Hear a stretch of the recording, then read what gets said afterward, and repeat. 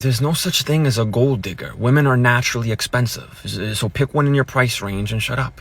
Hair, nails, skincare, clothes, makeup, none of that is free. Even that girl that you think's low maintenance, the one that's natural, you must have never had a girlfriend before, because that natural girl, she's rocking a $200 effortless look. Okay, that's just the base model. You want the leather seats in the sunroof, that's gonna cost you. Okay, so pick one in your price range and shut up. You don't walk into a luxury car dealership and yell at the salesman because the car is more than you can afford. You get a Corolla and you mind your business, right? If she's out of your budget, that's not her being a gold digger. That's you shopping in the wrong aisle. You can't complain that champagne costs too much when you only brought beer money, okay? Stop complaining and just date within your means. That's what I do. Okay, there's someone for everyone. Stop crying about women wanting too much and go find someone whose idea of a fancy night out is Buffalo Wild Wings. They're out there. I grew up with them. These are my people. But I'm from Jersey. I'm not from Monte Carlo, and that's okay. Thank God when I was young, the trend was to get home at 6 a.m. instead of going to Pilates every morning with matcha. Back then, wellness wasn't a personality. It was just drinking water before bed and hoping for the best. There was no routines, no sunrise meditations, just very little sleep, the occasional regret, and a grilled cheese at 4 a.m. at the diner that somehow fixed everything. We weren't tracking steps.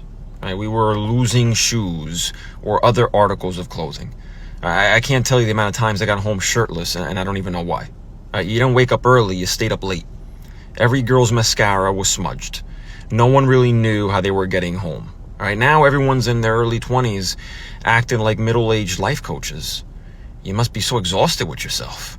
Everyone's like, I wake up at 5:30, journal, do Pilates, and sip my $9 matcha while manifesting. Listen, we didn't have gym memberships as teenagers. What gym? We had stories. Real things that had nothing to do with a phone happened to us.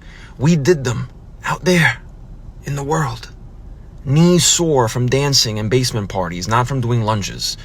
And hydration, it was a Sprite from the corner store and a prayer. So yeah, thank God I was young when the trend was chaos and having a good time without a single photo being taken. Because if I had to do my 20s now with yoga mats and morning affirmations, I'd be as miserable as all these kids look. I'm in your city. Okay, have fun. Because I don't know when it became normal to send that message with absolutely no follow-up information. What am I supposed to do with that? Congratulations. Enjoy the local infrastructure. But yeah, they always send it like they're dropping a plot twist. Guess where I am? I don't know. Apparently you're here. Right? But that's all the information I've received. Okay, you're not asking to hang out. You're not making plans. You're just notifying me that your physical body exists within a certain radius that is familiar to me. Cool. Thanks for that. And then it gets awkward because now I have to figure out the purpose of this message. Is this an invitation? Is it a threat? A weather update? Like what's the next step? Because if you're in my city and want to see me, just say that. Don't make me have to solve a riddle. So yeah, if someone texts me, I'm in your city, my default response is exactly the same. It's nice. I hope you're having a good time.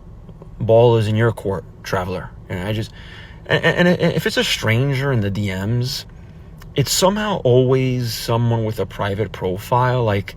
What did you think was going to happen? I was going to just meet you on blind faith?